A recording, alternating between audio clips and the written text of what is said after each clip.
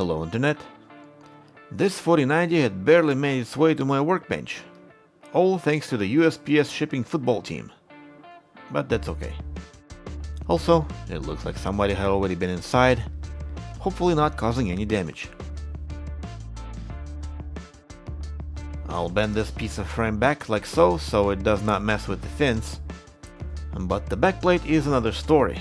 It's going to be hard to get it perfect, so after bending it with the hammer, this is as good as I could get. Holes aligned, so we're good. Continuing taking it apart, I wonder if this card is going to go into the same bin where all these 4090s went. The reason for this question is because it's slightly curved, as you can see. In any case, no hope is lost until I die, so let's treat this as a potential fix and measure all resistances and voltages, which I have noted and saved on my Discord server. Check it out if you're into this kind of stuff. Anyway, card pulls roughly 2 amps, which is nice. But when I powered it on, it produced no image. And the memory test says A1, which is this chip here. This is typical because it's so close to the hook. I guess the problem is ripped pads under the core or the memory chip near the bottom.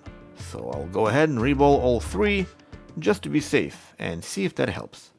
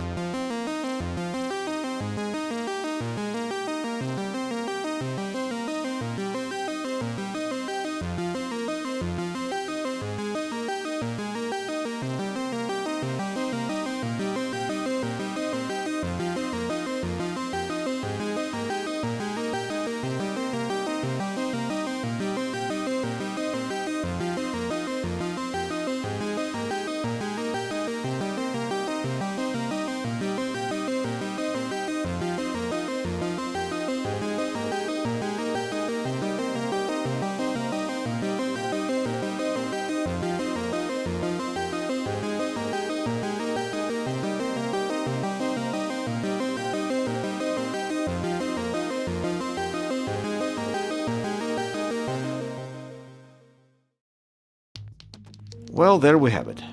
We have 3 rip pads under the core. These 3 rip pads connect to the memory chip A1, which explains why we had errors associated with A1 earlier. Let's get those pads repaired, rebuild the core and memory chips, and see if that helps.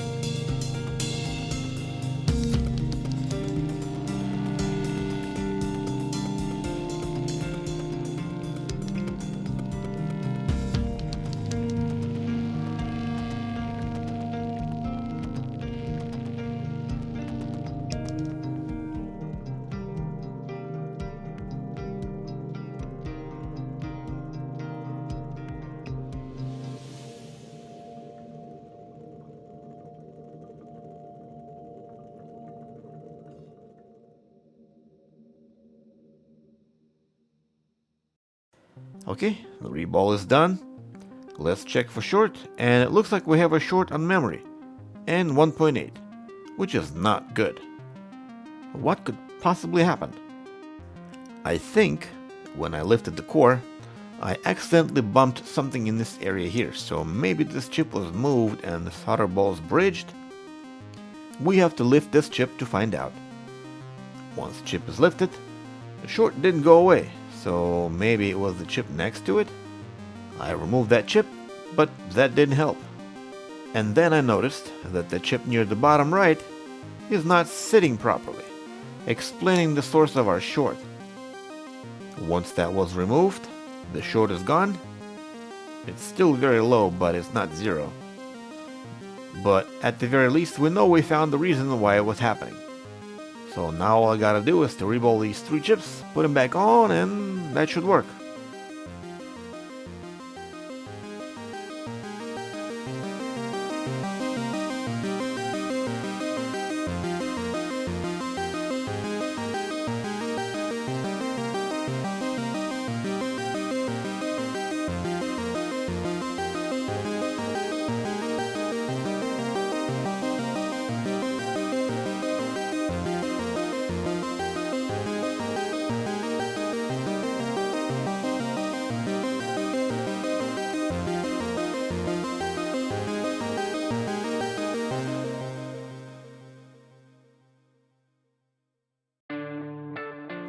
Okay, card is cooled, the short is gone.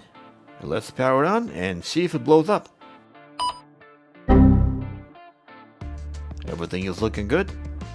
Let's boot the card and see if it produces a picture. And yes, we have a winner. Is what I thought at first. And with that thought, I proceeded with the assembly and got into Windows just to be greeted by an error code 43.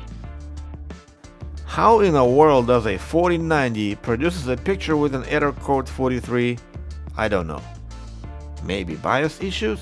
I flipped the BIOS switch, went back to Windows, but that didn't help, so it's not the BIOS, but something else.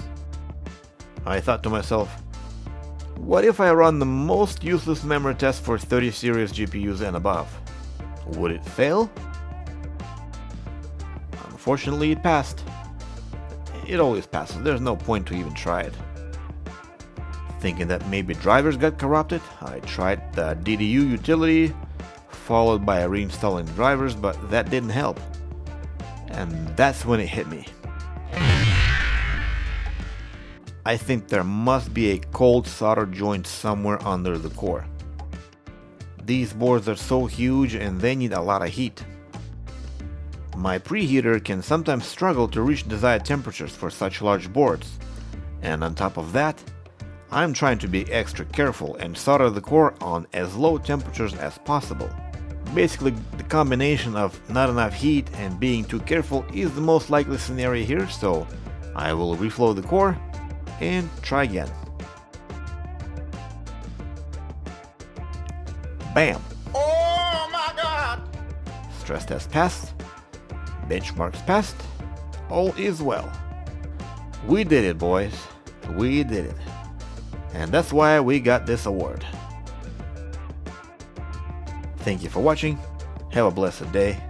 Goodbye.